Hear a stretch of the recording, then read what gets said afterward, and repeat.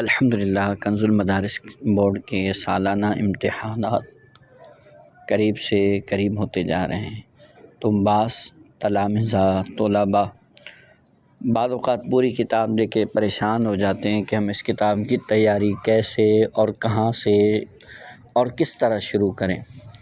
انہیں کما حق ہو اس بات کا آئیڈیا نہیں ہو پاتا کہ اس کتاب کا آغاز کیسے اور کہاں سے کریں۔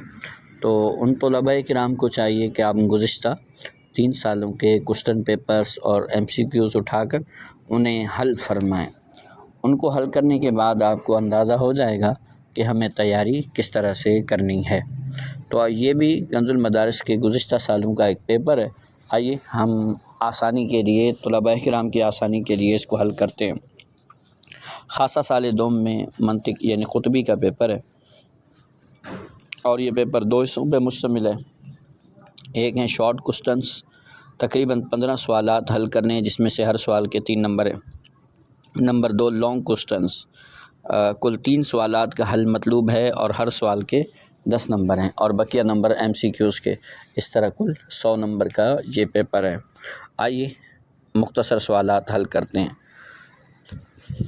پہلا سوال ہے الرسالۃ الشمسیہ کے مقدمے میں کن چیزوں کا بیان ہے؟ رسالہ شمسیہ کے مقدمے میں کن چیزوں کا بیان ہے؟ یہ رسالہ شمسیہ کا متن ہے، اور متن سے آئیے آپ کو اس کا جواب دکھاتے ہیں۔ تو یہ یہاں سے عمل مقدمتو، بہرحال مقدمہ تو وہ 2 بحثوں پر مشتمل ہے۔ بحث اول منطق کی ماہیت اور منطق کی حاجت و ضرورت، اور بحث ثانی منطق کے موضوع کے بارے میں ہے۔ تو مقدمہ میں ان 3 چیزوں کا بیان ہے: منطق کی ماہیت، منطق کی حاجت و ضرورت، اور منطق کا موضوع۔ تو ماتن نے فرمایا کہ رسالہ شمسیہ کا جو مقدمہ ہے اس میں 2 بحثیں ہیں۔ بحث اول منطق کی ماہیت، منطق کی حاجت و ضرورت، اور بحث ثانی منطق کے موضوع کے بارے میں ہے۔ یوں بھی جواب بن سکتا ہے کہ رسالہ شمسیہ کا مقدمہ 3 چیزوں پر مشتمل ہے: منطق کی ماہیت، منطق کی حاجت و ضرورت، اور منطق کے موضوع۔ دوسرا سوال ہے رسالہ شمسیہ کا خاتمہ کس چیز کے بیان میں ہے؟ تو قطبی کے صفحہ نمبر 41 میں اس کا جواب موجود ہے۔ وَأَمَّا الْخَاتِمَةُ فَفِي مَوَادِ الْعَقِیصَةِ وَأَجْزَاءِ الْعُلُومِ۔ تو جو خاتمہ ہے قیاسوں کے مادہ اور علوم کے اجزاء پر مشتمل ہے۔ علوم کے مبادیات، اجزاء العلوم اور قیاسوں کے مادہ پر مشتمل ہے۔ تو خاتمہ ان 2 چیزوں پر مشتمل ہے: قیاسوں کے مادہ اور علوم کے اجزاء پر۔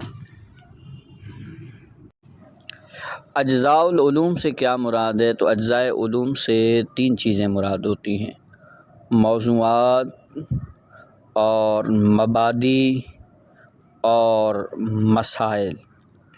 تو اجزاء علوم ان 3 چیزوں پر مشتمل ہوتے ہیں: موضوعات، مبادیات اور اس علم کے مسائل۔ اور یہ مواد یہ مادہ کی جمع ہے، اور عقیصہ یا یہ ستی یہ افعیلۃن کے وزن پر جمع ہے، لیکن اس میں قاعدہ لگنے کی وجہ سے یہ پھر عقیصتی بن جائے گا۔ تو یہ قیاس کی جمع ہے، اور اس سے مراد وہ قضایا جن سے اشکال اربع مرکب ہوتے ہیں وہ مراد، جیسے قیاس برہانی، خطابی، جدلی، شعری، سوفسطائی، یہ مراد ہیں قیاسوں سے۔ قیاسوں کے مادہ یعنی جو اشکال اربع کن چیزوں سے مرکب ہوتے ہیں، کس طرح کے قیاس سے اشکال اربع مرکب ہوں گے۔ تیسرا سوال ہے علم فقہ علم اصول فقہ سے ممتاز کیسے ہے؟ تو اس کا جواب یہ ہے صفحہ نمبر 45۔ فَإِنَّ عِلْمَ الْفِقْهِ مَثَلًا إِنَّمَا يَمْتَازُ عَنْ عِلْمِ اصول الفقہ بِمَوْضُوعِهِ۔ علم فقہ علم اصول فقہ سے اپنے موضوع کی وجہ سے ممتاز ہے۔ کیونکہ علم فقہ کا موضوع ہے مکلف کے افعال، افعال المکلفین، مکلفین کے افعال کہ یہ حلال ہے، حرام ہے، صحیح ہے، فاسد ہے۔ اور علم اصول فقہ کا موضوع ہے شرعی دلائل، دلائل شرعیہ سمعیہ، اس اعتبار سے کہ ان سے احکام شرعیہ نکالے جاتے ہیں۔ تو لہذا علم فقہ کا موضوع اور ہے، علم اصول فقہ کا موضوع اور، تو یہ دو جدا علم ہوئے۔ تصور کی تعریف کیجیے۔ تصور کی تعریف مطلقاً جو تصور کی تعریف ہے وہ متن میں موجود ہے، وَهُوَ حصول صورت الشیء فی العقل، کسی چیز کی صورت کا عقل میں آنا۔ یہ بات یاد رہے کہ یہ مطلقاً تصور کی تعریف ہے، تصور ساذج کی تعریف نہیں ہے، کیونکہ قطبی پڑھنے والوں کو اس بات کا ادراک اندازہ ہوگا کہ قطبی میں تصور کی دو قسمیں ہیں، ایک ہے مطلقاً تصور جو مقسم ہے، اور دوسرے نمبر پر تصور ساذج جو کہ قسم ہے۔ جب یہ مطلقاً تصور لکھیں تو اس سے مراد یہ والی تعریف ہے حصول صورت الشیء فی العقل۔ جب تصور ساذج بولے تو اس سے مراد وہ تصور جو حکم سے خالی ہو، ہر وہ تصور جو حکم سے خالی ہو وہ تصور ساذج ہے۔ تو یہاں پر مطلق تصور کی تعریف ہے وہ یہی ہے، وَهُوَ حصول صورت الشیء فی العقل، کسی چیز کی صورت کا عقل میں آنا۔ محکوم بہی کو مثال کے ذریعے واضح کیجیے۔ تو یہ آسان ہے کہ مثلا زید قائم، تو زید یہ محکوم علیہ ہے اور قائم یہ محکوم بہی ہے۔ علم نظری کی تعریف تحریر کیجیے۔ علم نظری کی تعریف یہ قطبی صفحہ نمبر 59۔ وَإِمَّا نَظْرِيٌّ، علم نظری، وَهُوَ الَّذِي يَتَوَقَّفُ حُصُولُهُ عَلَى نَظْرٍ وَقَصَبٍ، یہ علم نظری وہ علم ہے جس کا حصول غور و فکر پر موقوف ہو، جس کا حصول نظر و قصب پر موقوف ہو، اسے علم نظری کہتے ہیں۔ جیسے عقل کا تصور، نفس کا تصور، تو ان کے لیے ہمیں غور و فکر کی ضرورت پڑے گی۔ اسی طرح تصدیق میں اس کی مثال عالم حادث ہے، تو اس کے لیے بھی ہمیں غور و فکر کی ضرورت پڑے گی۔ تو علم نظری وہ علم ہے جس کو حاصل کرنے کے لیے غور و فکر کی ضرورت پڑے۔ تسلسل کی تعریف کیجیے۔ تسلسل کی تعریف قطبی کے صفحہ نمبر 60 میں موجود ہے۔ تسلسل وهو ترتب امور غیر متناہیۃ، تسلسل کہتے ہیں امور غیر متناہیہ کو ترتیب دینا۔ تسلسل کہتے ہیں بیٹا امور غیر متناہیہ، وہ امور جن کو شمار نہ کیا جا سکے، وہ امور جن کی کوئی حد نہ ہو، جن کی کوئی لمٹ نہ ہو، ان امور کو ترتیب دینا تسلسل محال ہے، باطل ہے، کیونکہ یہ تو ناممکن ہے۔ جن امور کی کوئی حد نہیں، لمٹ نہیں، انہیں کیسے ترتیب دیا جا سکتا ہے؟ تو لہٰذا تسلسل کی تعریف یہ ہے امور غیر متناہیہ کو ترتیب دینا۔ اچھا، اس کے اوپر ہی آپ کو دور لفظ نظر آ رہا ہوگا، دور کی تعریف بھی سن لیں۔ دور کہتے ہیں ہوا توقف الشیء علی ما یتوقف علی ذلک الشیء من جہۃ واحدۃ اما بمرتبۃ و بالعکس او بمراتب۔ دور کہتے ہیں کہ ایک چیز کا موقوف ہونا اس چیز پر کہ جس پر وہ شے خود موقوف ہو، یعنی ایک چیز کا موقوف ہونا ایسی چیز پر کہ جس پر دوسری چیز موقوف ہو۔ ایک ہی اعتبار سے، ایک ہی جہت سے، یا تو ایک مرتبہ ہوگا یا چند مراتب کے ساتھ۔ جیسے دیکھیں آ موقوف ہے با پر، با موقوف ہے آ پر، یا پھر چند مراتب کے ساتھ، جس طرح آ موقوف ہے با پر اور با موقوف ہے جیم پر اور جیم موقوف ہے پھر آ پر، تو اسے کہتے ہیں دور۔ فکر کی تعریف کیجیے۔ فکر کی تعریف متن میں موجود ہے، وَهُوَ ترتیب امور معلومۃ لتعدی الی مجہول۔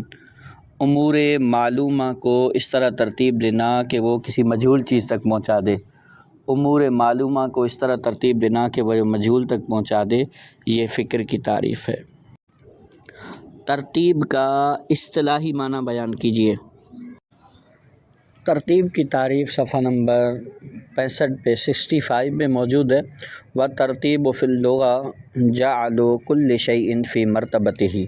ہر چیز کو اس کے مرتبے میں رکھنا، لیکن ہم سے اصطلاحی تعریف پوچھی گئی تو اصطلاحی تعریف یہ ہے، جَعْلُ أَشْيَاءِ الْمُتَعَدَّدَةِ بحيث يطلق عليها اسم الواحد ويكون لبعضها نسبة إلى البعض الآخر بالتقدم والتأخر، کہ متعدد چیزوں کو اس طرح بنانا کہ ان پر ایک ہی نام بولا جائے اور ان میں سے بعض کی دوسرے بعض کی طرف نسبت ہو، تقدم کے ساتھ تاخر کے ساتھ، یعنی کچھ پہلے ہوں کچھ بعد میں ہوں، تو یہ ترتیب ہے۔ جعل اشیاء المتعددۃ بحیث یطلق علیہا اسم الواحد ویکون لبعضها نسبۃ الی بعض الآخر یا آخری بالتقدم والتأخر۔ بعض اشیاء متعددہ کو اس طرح بنانا کہ ان پر ایک ہی نام بولا جائے اور ان میں سے بعض کی طرف نسبت و تقدم و تأخر کے ساتھ۔ سوال نمبر 10 ہے، عبارت ہے اس پر اعراب لگا کے اس کا ترجمہ کرنا ہے۔ بیان الاولی، لو لم یکن المنطق بدیہیا لکان کسبیا فاحتیج فی تحصیلہ الی قانون آخر۔ بیان اول کا بیان، بیان الاولی اول کا بیان، لو اگر، لم یکن نہ ہو، المنطق منطق کیا نہ ہو بیٹا، بدیہین اگر منطق بدیہی نہ ہو تو لکان کسبین تو ضرور وہ کسبی ہوگی۔ فاحتیج یہ مجہول کا صیغہ ہے باب افتعال سے، فاحتیج تو ضرورت پڑے گی، فی تحصیل ہی اس کو حاصل کرنے میں، الی قانون آخر دوسرے قانون کی طرف۔ آخر غیر منصرف ہے، غیر منصرف کی وجہ سے اس پر نصب، دوسرے قانون کی طرف۔ کلی مشکک کی تعریف عربی میں بیان کیجیے۔ کلی مشکک کی تعریف یہ متن میں تو یوں مذکور ہے، وَمُشَكِّكًا، اور اس کلی کا نام کلی مشکک ہوگا، ان کا نہ حصول ہو اگر اس معنی کا حصول، فی البعض اولا بعض میں اولا ہو، واقدم اور پہلے ہو، واشد اور شدید ہو، من الآخری یا آخر کیونکہ غیر منصرف پر الف لام داخل ہو اس پہ کسرہ آ سکتا ہے، من الآخری دوسرے کے مقابلے میں، تو اسے کلی مشکک کہتے ہیں۔ یہ بس یہاں سے ہے کہ اگر وہ جو لفظ ہوگا یا اسم ہوگا، اس اسم کا یا تو ایک معنی ہوگا یا کثیر، اگر ایک معنی ہے تو پھر وہ معین و خاص ہوگا تو اس کا نام علم ہوگا۔ اب ایک معنی ہے لیکن وہ معین و خاص نہیں، اس کے تحت بہت سارے افراد ذہنی اور خارجی پائے جاتے ہیں، تو پھر اس کا نام ہوگا متواتی۔ اگر وہ ایک معنی ان سب پر برابر صادق آ رہا ہو، جیسے انسان اپنے تمام افراد پر برابر صادق آ رہا ہے، اور مشکک بولیں گے اس کو اگر اس ایک معنی کا حصول بعض میں اولا ہے، اقدم ہے، اشد ہے دوسرے کے مقابلے میں، جیسے کہ لفظ وجود ہے، لفظ وجود کی نسبت واجب کی طرف اور ممکن کی طرف، تو لفظ وجود واجب میں اولا ہے اور واجب میں اقدم ہے اور واجب میں اشد ہے، اور ممکن میں ان تینوں معنوں کا الٹ ہے کہ لفظ وجود ممکن میں اولا نہیں ہے، اور اسی طرح اقدم بھی نہیں ہے، اور اسی طرح اشد بھی نہیں ہے۔ تو یہ کلی مشکک کی تعریف ہے۔ لفظ مرادف کی تعریف عربی میں بیان کیجیے۔ لفظ مرادف کی تعریف عربی میں بیان کیجیے۔ تو رسالہ شمسیہ میں اس کی تعریف یوں موجود ہے: کل لفظ، ہر وہ لفظ، فہو بالنسبت الی لفظ آخر، ہر وہ لفظ جب اس کی نسبت کی جائے دوسرے لفظ کی طرف، مرادف لہو، تو وہ اس دوسرے لفظ کا مرادف ہوگا، لیکن شرط یہ ہے ان توافقا فی المعنی، اگر وہ دونوں لفظ معنی میں متفق ہوں۔ تو اصل تعریف تو یہ ہونا چاہیے کہ ان توافقا فی المعنی، اگر وہ دونوں لفظ معنی میں متفق ہوئے تو وہ کیا ہوں گے؟ مرادف کہلائے گا۔ لیکن پھر بھی یہاں سے وَكُلُّ لَفْظٍ فَهُوَ بِالنِّسْبَةِ إِلَىٰ لَفْظٍ آخَرَ إِن تَوَافَقَا فِي الْمَعْنَىٰ مُرَادِفٌ لَهُ، ہر وہ لفظ جس کی نسبت دوسرے لفظ کی طرف کی جائے، اگر وہ دونوں لفظ آپس میں معنی میں متفق ہو، معنی ایک ہو، تو ان کا نام مرادف ہے۔ وَمُبَايِنٌ لَهُ ان اختلفا فیہ، اگر وہ معنی میں مختلف ہوں تو اس کا نام مباین ہوگا۔ تو یہ دونوں تعریفیں آپ کے ذہن میں رہیں۔ اگلا سوال ہے کہ مرکب تام کو خبر اور قضیہ کب کہیں گے؟ تو اس کا جواب متن میں موجود ہے، یہ رسالہ شمسیہ کا متن ہے۔ والتام، پہلے تو مرکب کی دو قسمیں، مرکب تام وہ ہوتا ہے جس پر خاموشی سکوت کرنا صحیح ہو، اور غیر تام وہ ہوتا ہے جس پر خاموشی درست نہ ہو۔ اب مرکب تام، ان احتمل الصدق والکذب فهو الخبر والقضیۃ، مرکب تام اگر صدق و کذب کا احتمال رکھتا ہو، صدق و کذب کا احتمال رکھتا ہو تو اسے خبر و قضیہ کہیں گے۔ وَإِن لَمْ يَحْتَمِلْ فَهُوَ الْإِنشَاءُ، اگر وہ صدق و کذب کا احتمال نہیں رکھتا تو اسے انشاء کہیں گے۔ جزئی کی تعریف عربی میں بیان کیجیے۔ تو اس کی تعریف بھی رسالہ شمسیہ میں موجود ہے۔ کل مفہوم فہو جزئی ان منع نفس تصورہ من وقوع الشرکۃ فیہ، ہر وہ مفہوم، ہر مفہوم جزئی کہلائے گا اگر اس مفہوم کا نفس تصور اس میں شرکت سے مانع ہو، اگر اس مفہوم کا نفس تصور اس میں شرکت سے مانع ہو تو وہ جزئی، اگر اس مفہوم کا نفس تصور اس میں شرکت سے مانع نہ ہو تو وہ کلی کہلائے گا۔ فصل کی تعریف عربی میں بیان کیجیے۔ تو یہ متن میں اس کی تعریف یہ موجود ہے: فَكَانَ فَصْلًا، تو وہ فصل کہلائے گا کب؟ اس کی تعریف یہ ہے کہ بِأَنَّهُ كُلِّيٌّ، وہ کلی ہے کہ يُحْمَلُ عَلَى الشَّيْءِ، جب وہ کسی چیز پر معمول ہو، فی جواب أي شيء هو في جوہرہ، کہ وہ چیز اپنی جوہر، اپنی ذات کے اعتبار سے کیا ہے، جو أي شيء هو في جوہر ہی کے جواب میں واقع ہو تو اسے فصل کہتے ہیں۔ اب یہ ویڈیو تقریباً 18 منٹ تک پہنچ چکی ہے، اس لیے ایک اور ویڈیو میں پھر دوبارہ بقیہ سوالوں کے جوابات مذکور ہوں گے۔